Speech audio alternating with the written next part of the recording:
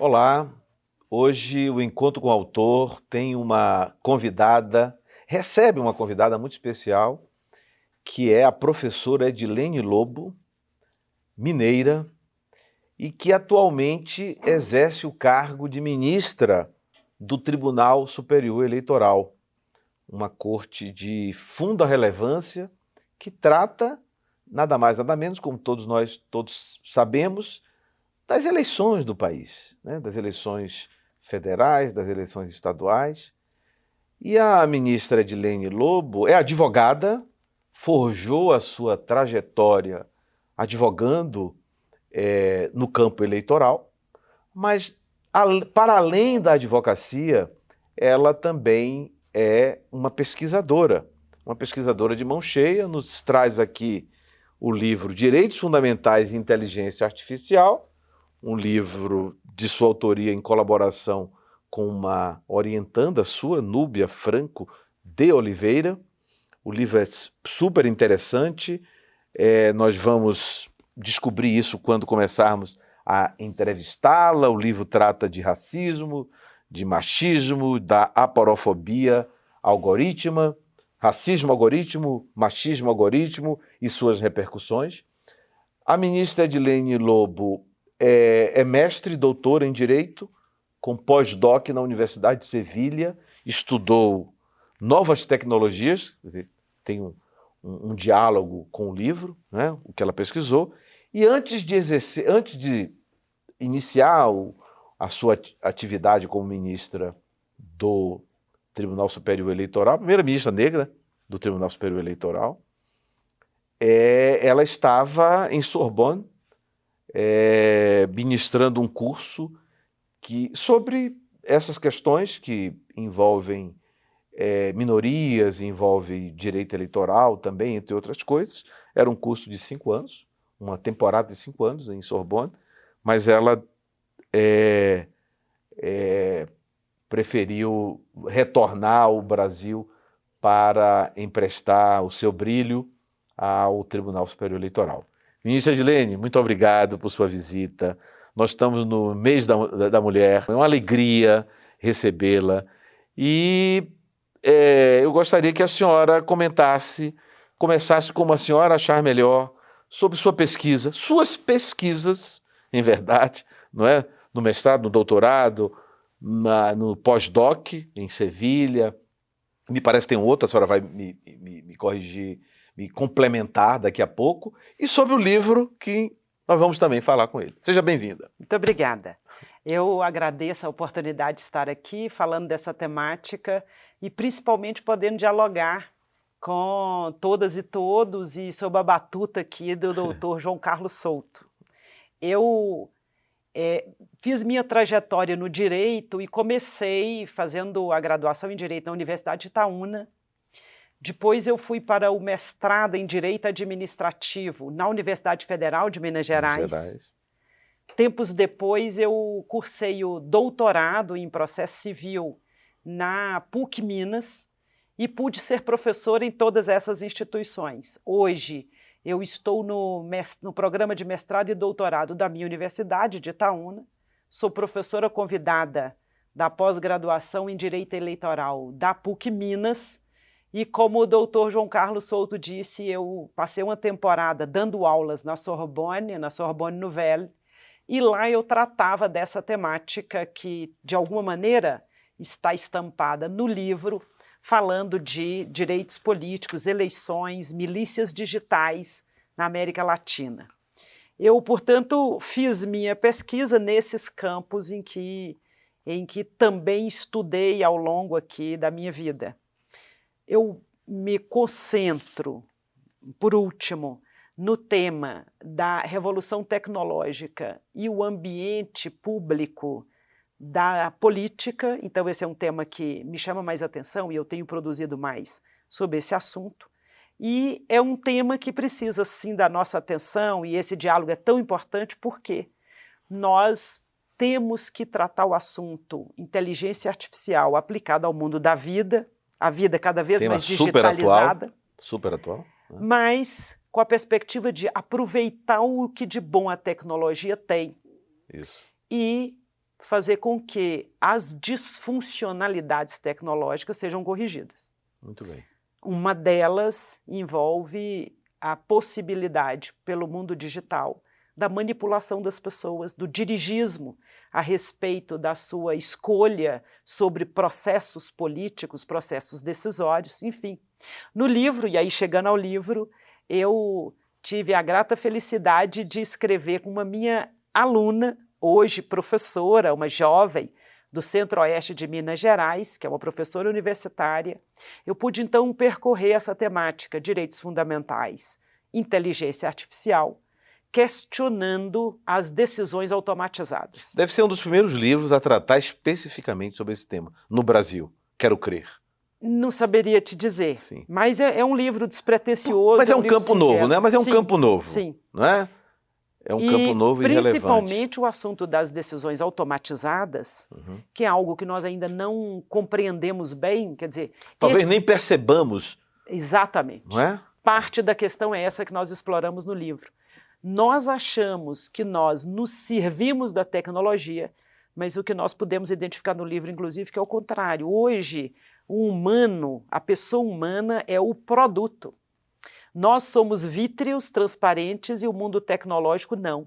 É um mundo opaco. Nós não temos uma compreensão muito explícita dos processos decisórios, da criação dos algoritmos. Da manipulação de dados. Como é que funciona a manipulação de dados. É muito visível, inclusive por esse aspecto, né, do impacto da revolução tecnológica na vida, que nós falamos, inclusive, de um outro direito de propriedade. Dados hoje são uma propriedade valiosíssima. Mas é surpreendente porque, como nós não temos a exata percepção do valor dessa propriedade, nós deixamos os dados jogados e há quem aproveite e aproveite bem deles. Se a senhora me permite, eu vou fazer um comentário aqui. A Folha de São Paulo, que é um jornal respeitado, né? Não é um jornal perfeito, né? Mas é um jornal respeitado do país, tem feito fez uma série de reportagens sobre desconto em farmácias. E eles dizem, os jornalistas que fizeram esse trabalho, dizem o seguinte: olha, o desconto é praticamente inexistente, porque é possível, porque o desconto é para você, se você der o CPF, exatamente, você tem o desconto. E a Folha diz o seguinte: olha, o desconto com CPF ou sem CPF, ele iria existir, porque os preços são aqueles mesmos do desconto, né? Porque eles aumentam.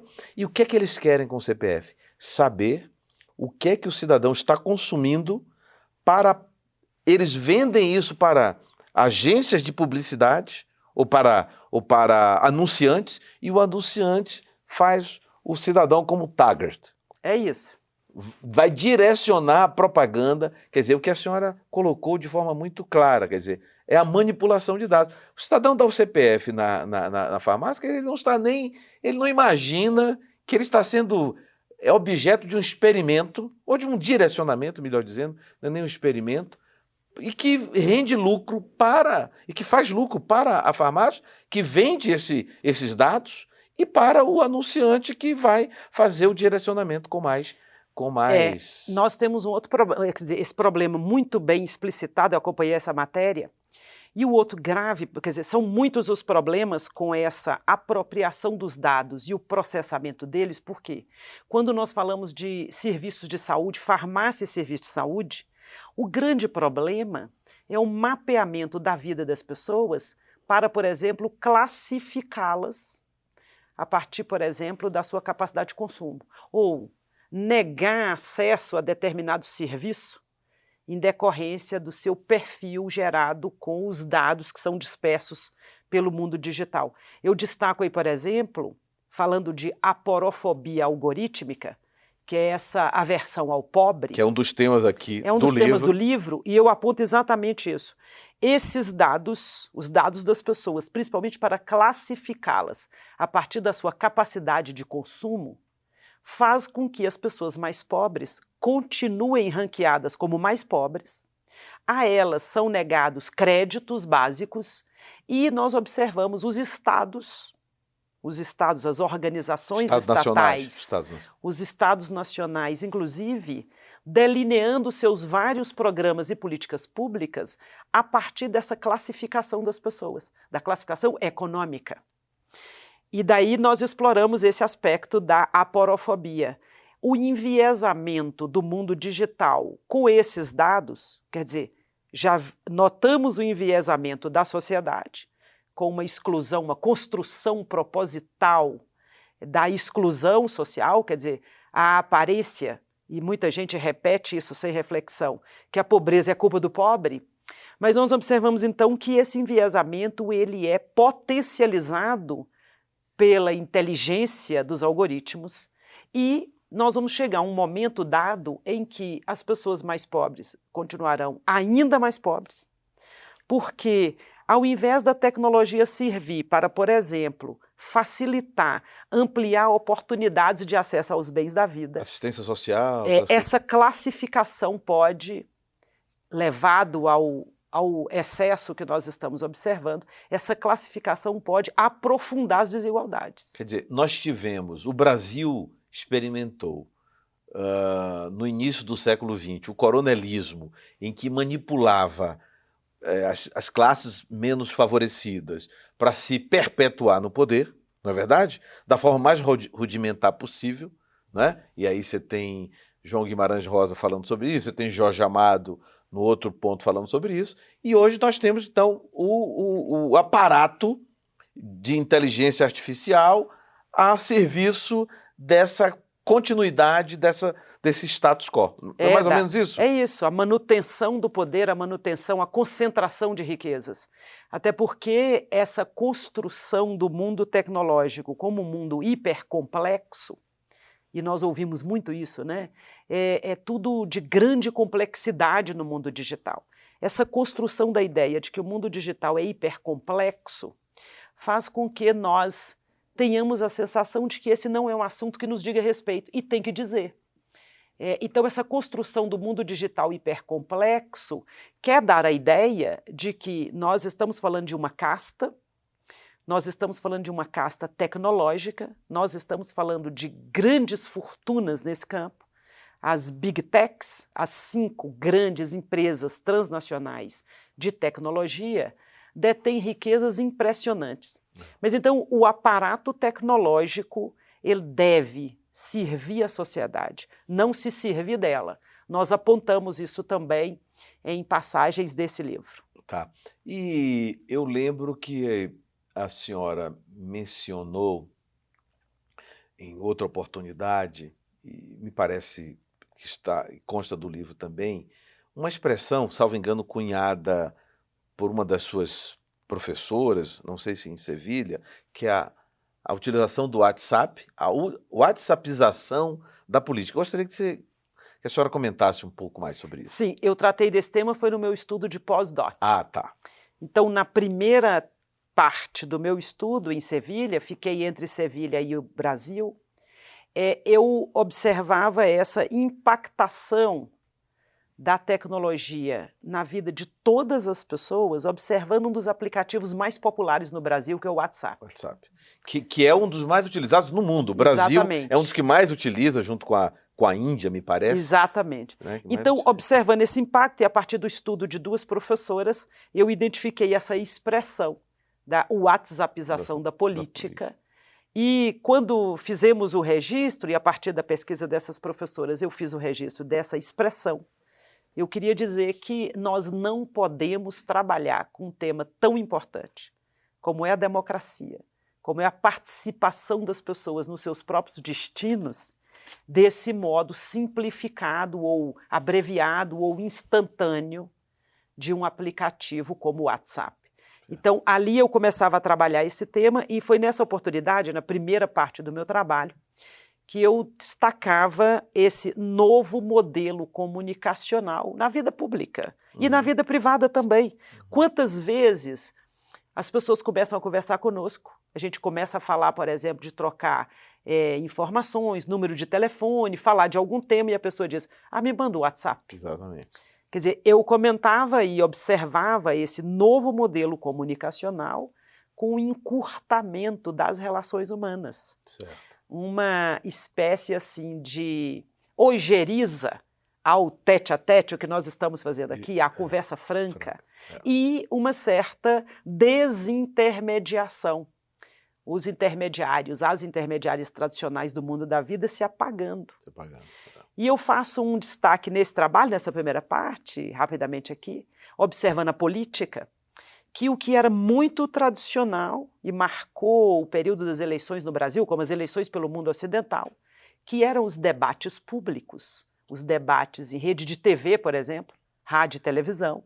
Era comum quem ganhava o debate ganhar as eleições.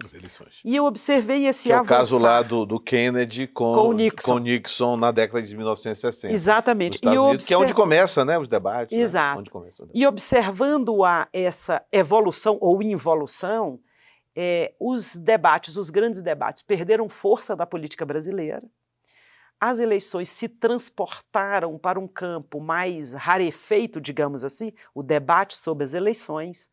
E observo que isso tem um reflexo importante na vida das pessoas, porque quando nós vemos esse distanciamento das pessoas, dos gestores, das gestoras, isso pode ampliar descompromissos. Então, nessa primeira etapa eu fiz essa observação, fiz esse estudo e destaquei esse novo modelo comunicacional que o TSE remarca muito bem, dizendo, olha, nós estamos falando de um ambiente em que a nova comunicação pública, a nova arena pública se coloca. Esses veículos são veículos de comunicação social e, como tal, não podem se servir à manipulação, por exemplo. Então, o tema é riquíssimo. Agora, na prática, ministra, no que diz respeito especificamente ao WhatsApp, há uma dificuldade, né, técnica, me parece, eu não sei se são as Big Techs que criam, ou se ou se é real a dificuldade. Ou se é real, né? Para se controlar, digamos assim, as notícias falsas, a disseminação de inverdades. Me parece que é um tema, que é uma área, não é nem um tema, né? Uma área árida para a justiça eleitoral tentar fiscalizar. A Justiça Eleitoral tem tratado esse tema de um modo, a despeito, né, dessa aridez e dessa hipercomplexidade que eu mencionava, a Justiça Eleitoral brasileira tem feito um trabalho muito importante nesse campo. Primeiro, por destacar que nós estamos falando no processo desinformacional, muito mais do que fake news, muito mais do que a difusão de uma mensagem sem averiguar, de uma mensagem difundida de modo desavisado. Então, a Justiça Eleitoral, o TSE em especial, inclusive com muitos escritos sobre o tema, e eu gostaria de destacar a plataforma digital que é a Justiça Eleitoral brasileira hoje. O tse.jus.br não é só uma página. A Justiça Eleitoral brasileira, com inteligência nacional, tem desenvolvido grandes sistemas tecnológicos para auxiliar as pessoas, a cidadania a se movimentar, a funcionar, enfim. Nós temos variados sistemas eletrônicos e aplicativos. O e-título hoje é um grande sistema que se apresenta como um aplicativo na internet e que facilita imensamente a vida das pessoas. Mas voltando ao tema, a Justiça Eleitoral identifica que a difusão de notícias falsas, principalmente pelos aplicativos, pela internet, envolve um processo cuidadoso de desinformação. Então, identifica que esse processo desinformacional, ele revela a conduta consciente de difundir a mentira, a desinformação, para manipular e obter ganhos políticos, com a consciência do dano. Isso. Basicamente é isso. Então, quando a Justiça Eleitoral destaca esse processo desinformacional e diz, nós temos que responsabilizar quem se vale dessa manipulação para obter ganhos, Certo. ela faz uma inflexão naquilo que seria assim, isso acontece em todo lugar do globo, isso acontece em qualquer lugar do planeta. E a partir daí, chama as plataformas Sim. para conversar.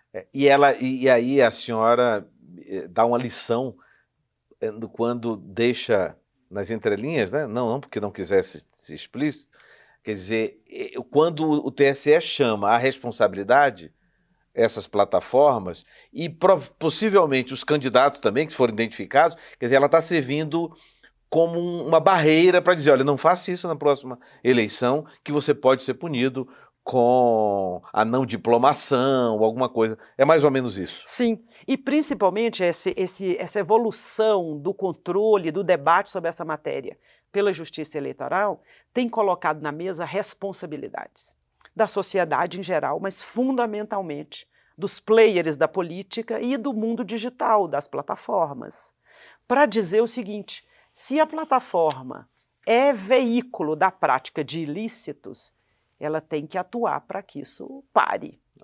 Por isso nós vimos nas últimas eleições, por exemplo, muitos pactos firmados entre as plataformas e o TSE. Isso facilitou o enfrentamento à desinformação nas eleições de 2022. Uma dificuldade maior na eleição anterior, nacional, de 2018, mas em 2022, esse aparato tecnológico também da Justiça Eleitoral propiciou colocar o assunto no outro nível de diálogo. Tá. Por isso, nós observamos uma conversa bastante extensa hoje, robusta, sobre regulação do uso do mundo digital. Tá. A Justiça Eleitoral acabou de divulgar resoluções para as eleições de 24, relatadas pela ministra Carmen Lúcia, e uma delas diz respeito, por exemplo, ao uso da inteligência artificial nas campanhas eleitorais. Certo. Deixa muito explicitado que tem que ser um compromisso do conjunto dos envolvidos nisso, de candidaturas, de partidos, coligações, federações, mas também das plataformas digitais. Então, nós temos um avanço significativo nesse campo aqui no âmbito da Justiça Eleitoral. A senhora que fez pós-doc em Sevilha, que iniciou, já concluiu um outro pós-doc na Catalunha, e que estava lecionando em Sorbonne, pergunto, com essa vivência europeia, a senhora consegue identificar algum avanço? Nós sabemos que a Europa avançou no que diz respeito a legislar sobre Big Techs, etc. Mas a senhora conseguiria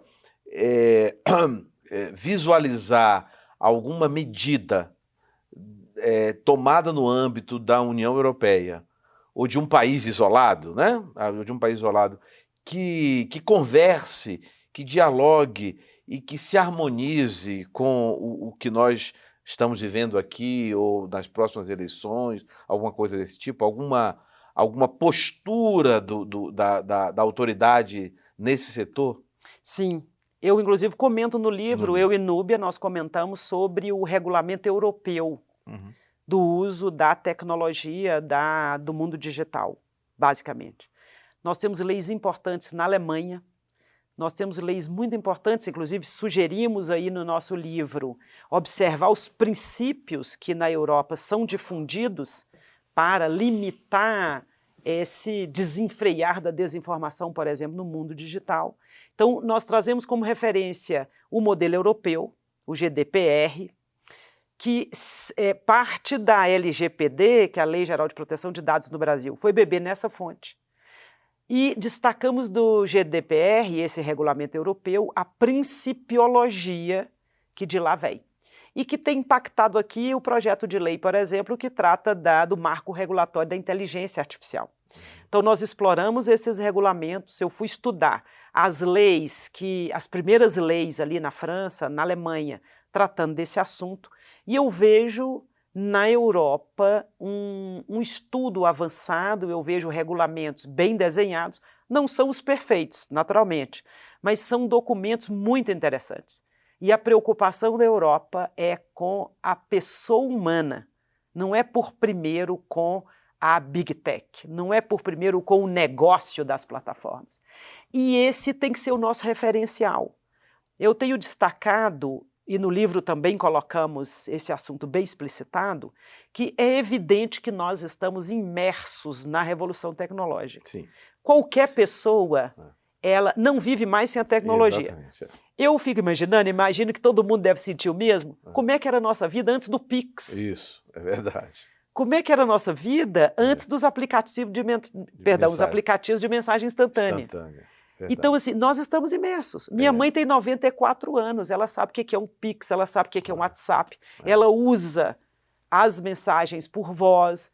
Então, nós estamos falando de uma extensão absoluta do impacto da revolução tecnológica. Eu imagino que o cidadão que, por um motivo ou por outro, não tem um automóvel, não está usando um automóvel, imagino que se ele entrar num ônibus com dinheiro, ele vai ter dificuldade de pagar, porque talvez em algumas linhas, etc., não aceite. Olha, você faz um Pix, ou você tem um cartão, não é? O cartão de recarga, o cartão etc., eletrônico para usar. Recarga, aquela coisa toda. Né? Na verdade, até o uso do automóvel está completamente impactado pelos algoritmos e pelos serviços de aplicativo.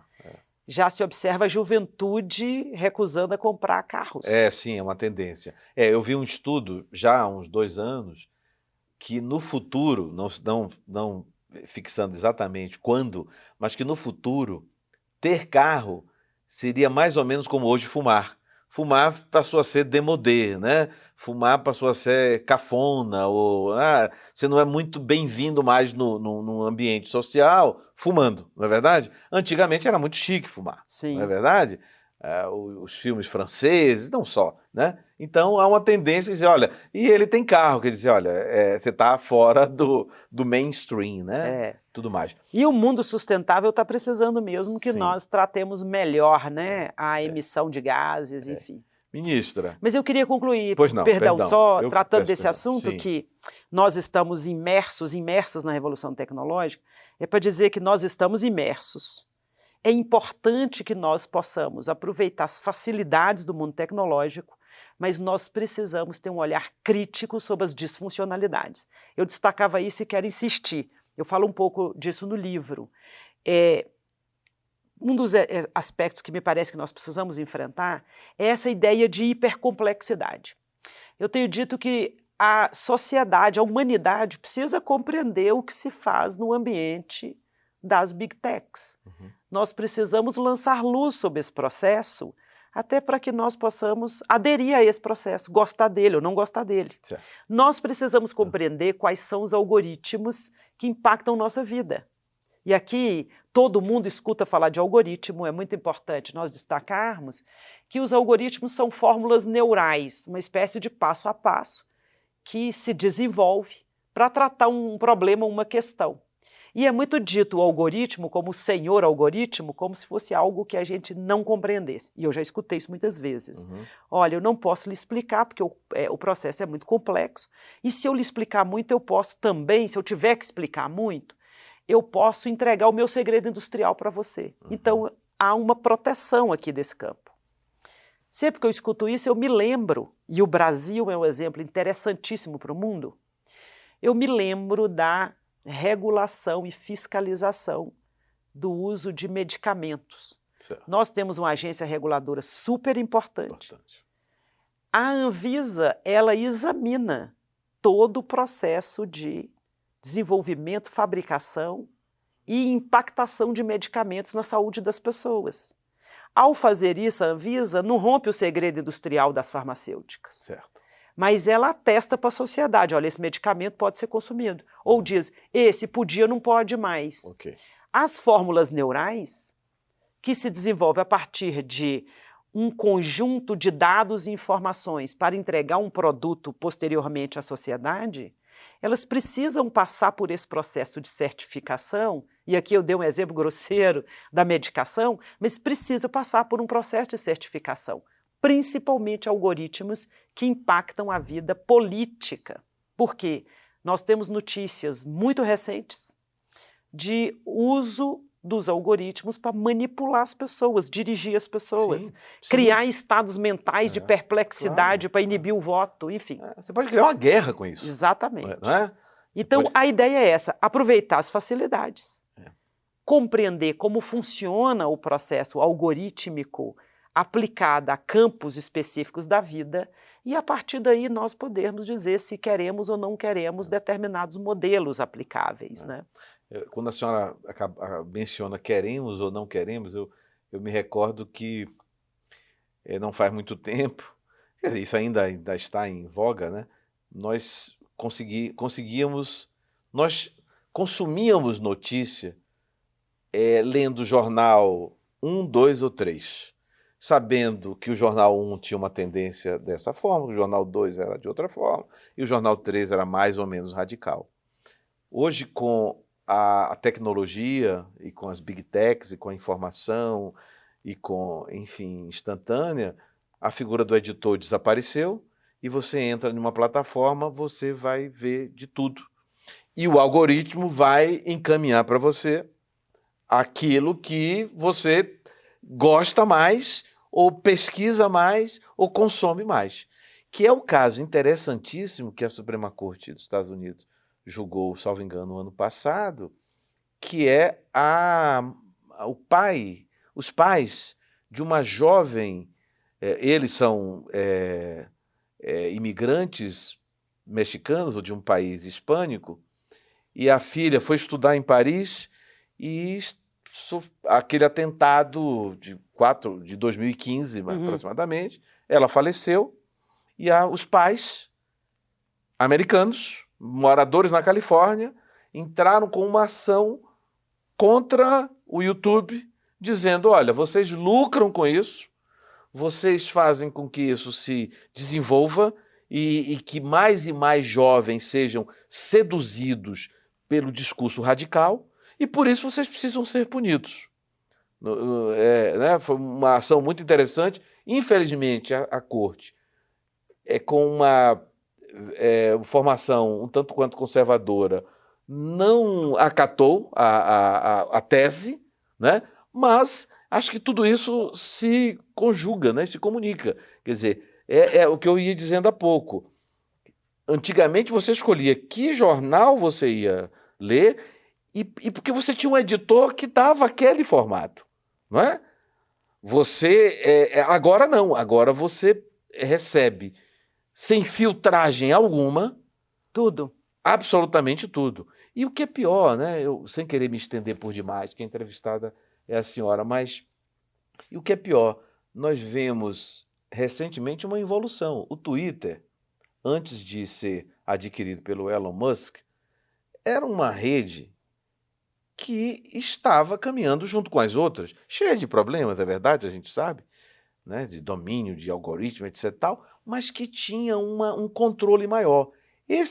O Elon Musk, ele é conservador radical, e eu li recentemente que o Twitter não tem participado de um grupo de empresas de Big Tech que procuram, na medida do possível, verificar o que está acontecendo de muito estranho, não é nem de estranho, e que ele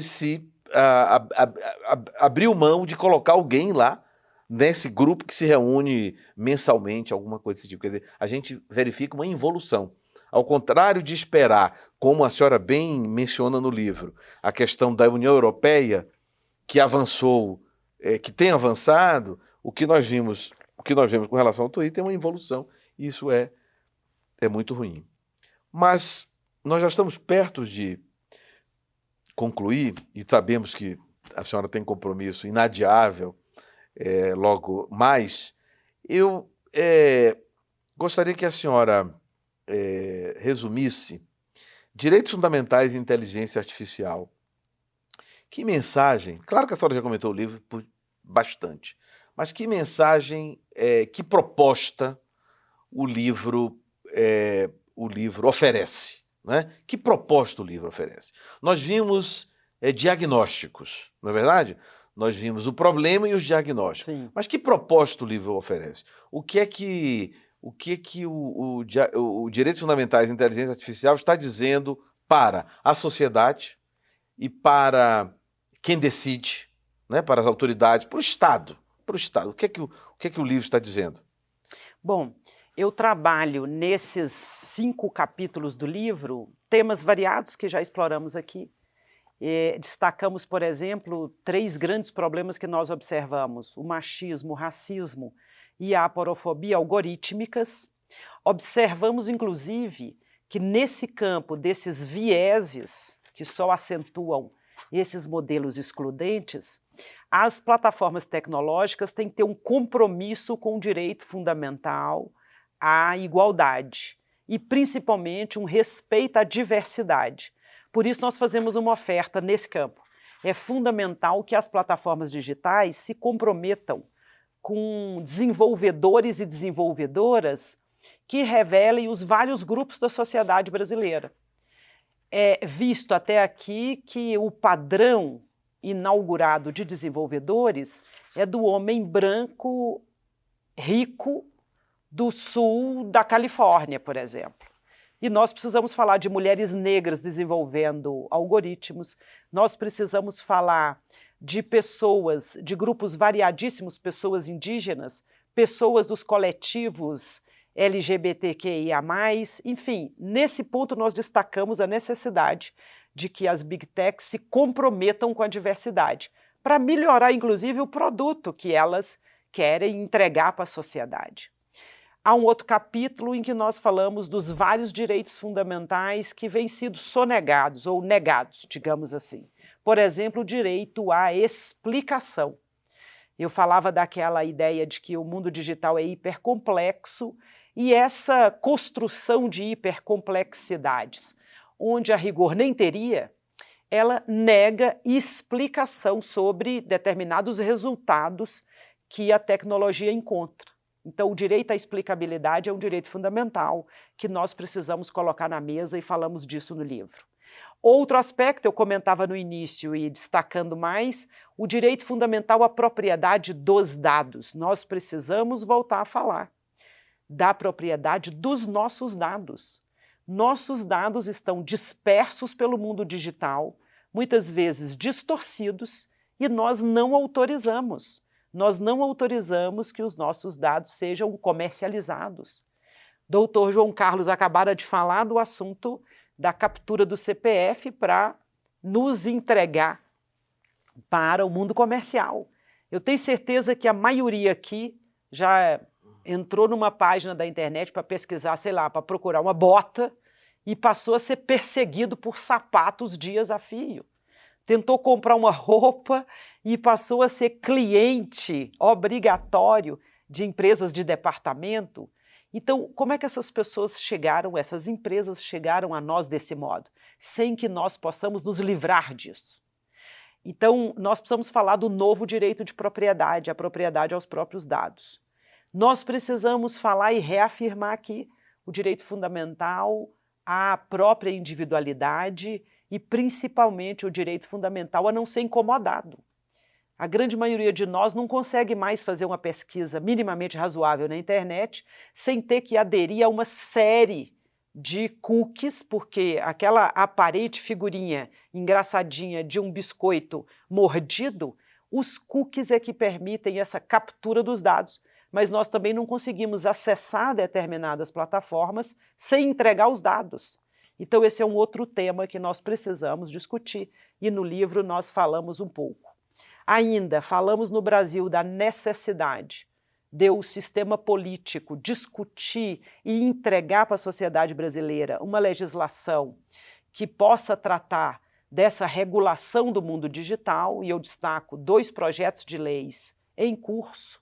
O projeto de lei no Senado tratando do marco regulatório da inteligência artificial e o projeto que se encontra na Câmara Federal, que tem o apelido, né, de PL das fake news, mas ele não trata só disso, ele é bem mais amplo, que é um projeto 2630, que está há algum tempo ali sendo debatido. No livro, nós mencionamos isso e dizemos da necessidade de avançar na regulação. Por fim, nós tratamos um pouco dessa impactação do mundo tecnológico na política e nas eleições. E fazemos uma oferta, oferecemos algumas sugestões de enfrentamento, por exemplo, da violência política contra as mulheres. Nós observamos que a violência política cresceu exponencialmente, a violência em geral contra as mulheres, a sensação é de crescimento, e o mundo digital é um campo fértil para essa violência contra as mulheres. Então, nós também sugerimos algumas medidas para tratar bem esse princípio emancipatório à igualdade, o princípio à não discriminação, e lá sugerimos, por exemplo, que o sistema de justiça se aperfeiçoe na direção de melhorar os seus equipamentos, por exemplo, de inteligência investigativa, para identificar mais rapidamente agressores, para emissão de medidas preventivas e proteger o mundo, essa nova arena pública digital, desse tipo de disfuncionalidade, de criminalidade. Nós também deixamos um destaque, mas ao final do livro, sobre essa nova criminalidade que o mundo digital oportuniza. O enfrentamento dessa nova criminalidade vai exigir também um novo sistema de justiça, polícias aparelhadas para a investigação nesse ambiente, rapidez e eficiência na atuação para a contenção dos danos com essas ações criminosas e, principalmente, nós falamos muito, destacamos muito, nós duas, aliás, como professoras, não poderia ser diferente, a necessidade da educação para o mundo digital.